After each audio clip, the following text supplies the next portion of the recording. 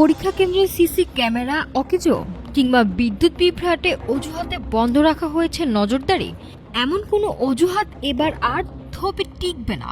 রাজশাহীতে শিক্ষা কর্মকর্তাদের সাথে মত বিনিময় সভায় সাফ জানিয়ে দিলেন শিক্ষামন্ত্রী ডক্টর আনম এহসানুল হক মিলন। সিসি ক্যামেরা বন্ধ থাকলে ধরে নেওয়া হবে ভিতরে চলছে কোনো অনিয়ম। শিক্ষামন্ত্রী বলেন, পরীক্ষা কেন্দ্রে সিসি ক্যামেরা নিয়ে কোনো অজুহাত সহ্য করা হবে না।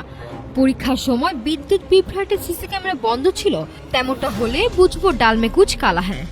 কোনো দলিল যেন তামাটি না হয়, সব সংরক্ষণ করতে হবে। আসন্ন এসএসসি ও সমাননা পরীক্ষা 2026 উপলক্ষে আয়োজিত এই সভায় মন্ত্রী প্রশ্নপত্র ফাঁস রোধে কঠোর হুঁশিয়ারি দেন। ডিজিটাল পদ্ধতিতে প্রশ্ন ফাঁসের সব পথ এবার প্রশাসনের নখদর্পণে উল্লেখ করে তিনি জানান, শীঘ্রই আসছে নতুন আইন, যা কেবল শিক্ষার্থীদের নয় বরং কর্মকর্তাদের দায়বদ্ধতাও নিশ্চিত করবে। বিশ্ববিদ্যালয়ে ভর্তির ক্ষেত্রে পোষ্য কোটার পড়ার সমালোচনা করে মন্ত্রী স্পষ্ট জানান, বিশেষ সুবিধায় পাওয়ার দিন শেষ। এছাড়া শিক্ষার গুণগত মান বাড়াতে জেলা পর্যায়ের কর্মকর্তাদের সন্তানদের বাধ্যতামূলকভাবে সরকারি স্কুলে পাঠানোর প্রস্তাবও দেন তিনি।